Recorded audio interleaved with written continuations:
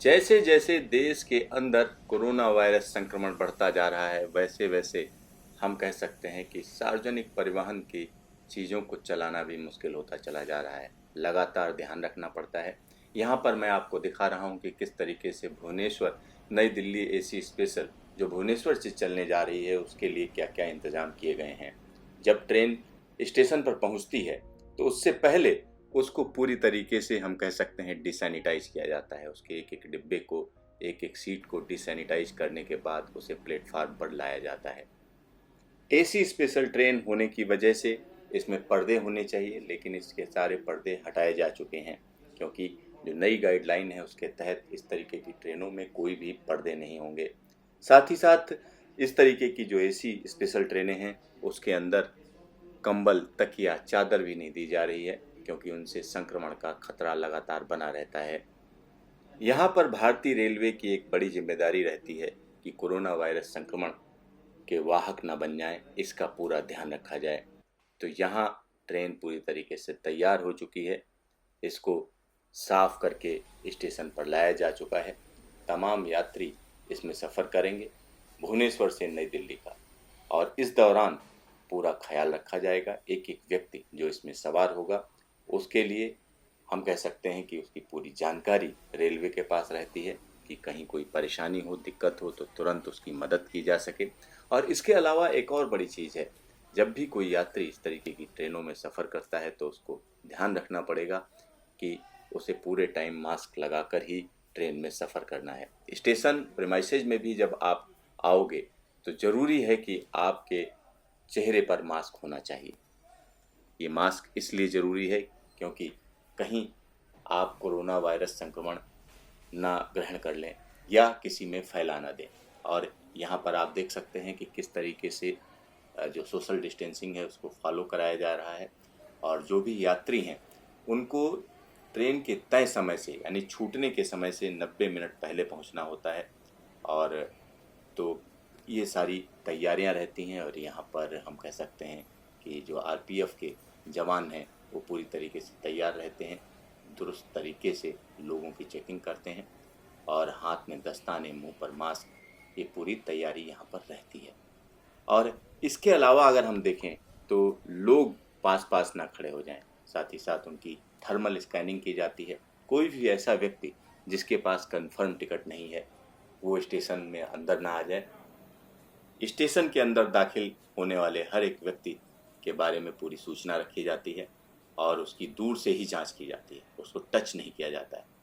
अगर कोई दिक्कत होती है तो तुरंत प्रशासन को पता लग जाता है कि इस व्यक्ति के साथ कोई परेशानी है या दिक्कत है। और इसके अलावा एक और चीज़ की गई है, हम कह सकते हैं भुवनेश्वर रेलवे स्टेशन पर ये खास व्यवस्था की गई है कि जो लोग आते हैं उनकी थर्मल स्कैनिंग ऑटोमेटिक तरीके से होती रहती है। यहाँ पर आप देख सकते हैं कि किस तरीके से कैमरा लगा हुआ है और साथ ही साथ ये जो सिस्टम है साथ में, वो कहीं ना कहीं इस तरीके से प्रोग्राम्ड है कि कोई भी व्यक्ति अगर उसका तापमान ज़्यादा रहता है तो तुरंत ये वार्निंग दे देगा और जैसे ही वार्निंग मिलेगी तुरंत उसको लाइन से अलग कर लिया जाएगा। यहाँ आप देख सकते हैं कि किस तरीके से अलग अलग व्यक्तियों का टेम्परेचर ऑटोमेटिक तरीके से ये खुद ही जांच रहा है।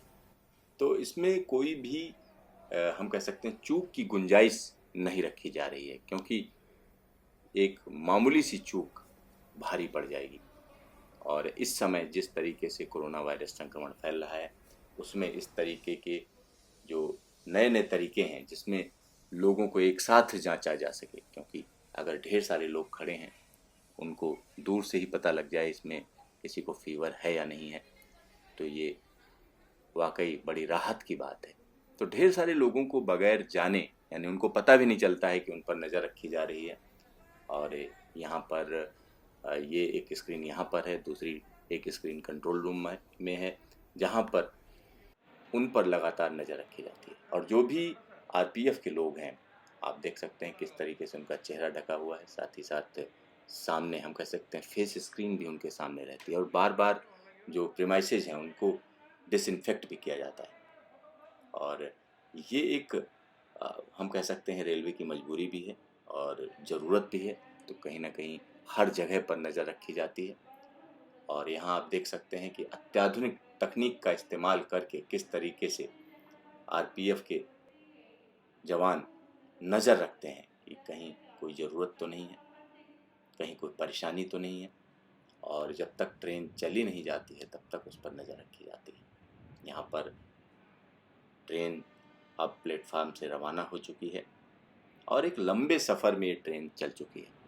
एक बात मैं आपको और बताना चाहूँगा, इस तरीके की सभी ट्रेनों में हम कह सकते हैं कि पेंट्री कार अब नहीं है। रास्ते में आपके लिए खान पान की व्यवस्था रहती है, लेकिन वो हल्की फुल्की व्यवस्था रहती है जिसमें आप पेमेंट करते हैं और पेमेंट बेसिस पर आपको पानी और हल्की फुल्की खाने की चीज़ें मिल सकती हैं, और उसके लिए आईआरसीटीसी को निर्देश दिए गए हैं। और आने वाले दिनों में निश्चित तौर पर कहा जा सकता है कि जो रेलवे की यात्रा है वो पूरी तरीके से बदल चुकी है। और अभी अगर हम भारतीय रेलवे की बात करें तो पूरी तरीके से इसकी सारी ट्रेनें अभी ट्रैक पर नहीं आई हैं। कुछ ही ट्रेनें चल रही हैं जिससे कुछ लोगों की ज़रूरतें पूरी हो रही हैं। आने वाले दिनों में देश के अलग अलग हिस्सों के लिए ट्रेनें चलाने की तैयारी चल रही है, लेकिन ये सब कुछ डिपेंड करेगा कि किस तरीके से मामले आगे बढ़ते हैं। कोरोना वायरस संक्रमण किस तरीके से रुकता है या बढ़ता है, इस पर पूरी तरीके से डिपेंड करेगा कि भारतीय रेलवे क्या करेगी और किस तरीके के कदम उठाएगी। क्योंकि अभी की अगर हम बात करें तो इस तरीके के जो कदम रेलवे उठा रही है वो निश्चित तौर पर ज़रूरी कहे जा सकते हैं।